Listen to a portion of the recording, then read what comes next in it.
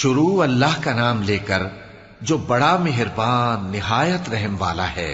ستارے کی قسم جب غائب ہونے لگے کہ تمہارے رفیق یعنی ہمارے نبی نہ رستہ بھولے ہیں نہ بھٹکے ہیں اور نہ یہ خواہش نفس سے کچھ بولتے ہیں۔ یہ قرآن تو ایک وحی ہے جو ان کی طرف بھیجی جاتی ہے، ان کو نہایت قوت والے نے سکھایا یعنی جبرائیل نے جو طاقتور ہیں۔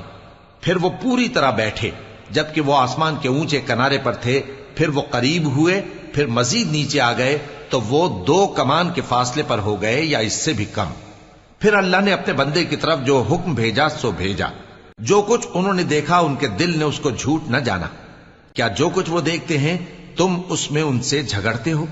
اور انہوں نے اس کو یعنی جبرائیل کو ایک اور بار بھی اترتے دیکھا ہے سدرۃ المنتہا کے پاس۔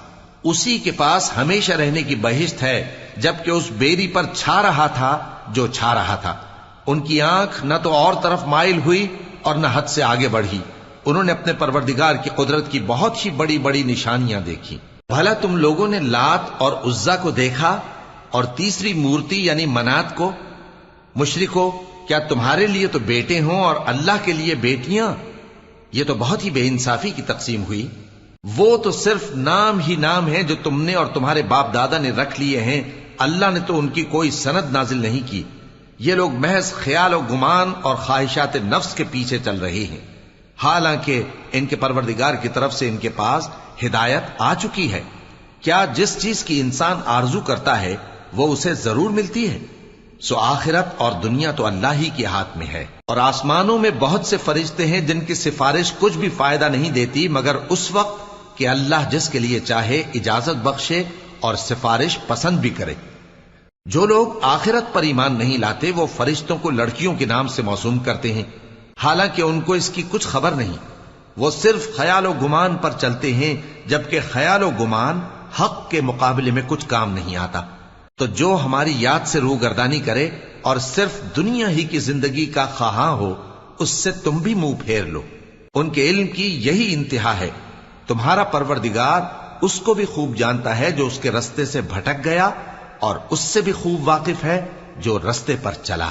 اور جو کچھ آسمانوں میں ہے اور جو کچھ زمین میں ہے سب اللہ ہی کا ہے، اور اس نے خلقت کو اس لیے پیدا کیا ہے کہ جن لوگوں نے برے کام کیے ان کو ان کے اعمال کا بدلہ دے، اور جنہوں نے نیکیاں کی ان کو نیک بدلہ دے۔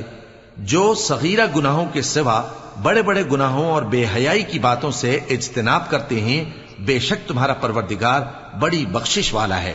وہ تم کو خوب جانتا ہے۔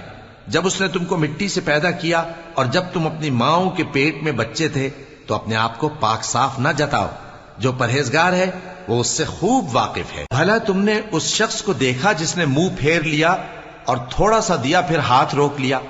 کیا اس کے پاس غیب کا علم ہے کہ وہ اسے دیکھ رہا ہے؟ کیا جو باتیں موسیٰ کے صحیفوں میں ہیں ان کی اس کو خبر نہیں پہنچی؟ اور ابراہیم کے صحیفوں کی جنہوں نے حق اطاعت اور رسالت پورا کیا، وہ یہ کہ کوئی شخص دوسرے کے گناہ کا بوجھ نہیں اٹھائے گا، اور یہ کہ انسان کو وہی ملتا ہے جس کے لیے وہ محنت کرتا ہے، اور یہ کہ اس کی محنت کا جائزہ لیا جائے گا، پھر اس کو اس کا پورا پورا بدلہ دیا جائے گا، اور یہ کہ تمہارے پروردگار ہی کے پاس پہنچنا ہے، اور یہ کہ وہ ہنساتا اور رلاتا ہے، اور یہ کہ وہی مارتا اور جلاتا ہے، اور یہ کہ وہی دونوں جوڑے یعنی نر اور مادہ پیدا کرتا ہے یعنی نطفے سے جو رحم میں ڈالا جاتا ہے، اور یہ کہ قیامت کو دوبارہ اٹھانا اسی کا ذمہ ہے، اور یہ کہ وہی دولت مند بناتا اور وہی مفلس کرتا ہے، اور یہ کہ وہی شیرا نامی تارے کا بھی مالک ہے، اور یہ کہ اسی نے عاد اول کو ہلاک کر ڈالا اور سمود کو بھی، غرض کسی کو باقی نہ چھوڑا، اور ان سے پہلے قوم نوح کو بھی۔ کچھ شک نہیں کہ وہ لوگ بڑے ہی ظالم اور بڑے ہی سرکش تھے، اور اسی نے الٹی ہوئی بستیوں کو دے پٹکا، پھر ان پر جو چیز چھا گئی سو چھا گئی۔ تو اے انسان، تو اپنے پروردگار کی کون کون سی نعمت پر جھگڑے گا؟ یہ پیغمبر بھی پہلے کے خبردار کرنے والوں میں سے ایک خبردار کرنے والے ہیں۔ آنے والی یعنی قیامت قریب آ پہنچی، اس دن کی تکلیفوں کو اللہ کے سوا کوئی دور نہیں کر سکے گا۔ اے کافرو، کیا تم اس کلام پر تعجب کرتے ہو اور ہنستے ہو اور روتے نہیں؟ اور تم غفلت میں پڑے ہو تو اللہ کے آگے سجدہ کرو اور اسی کی عبادت کرو۔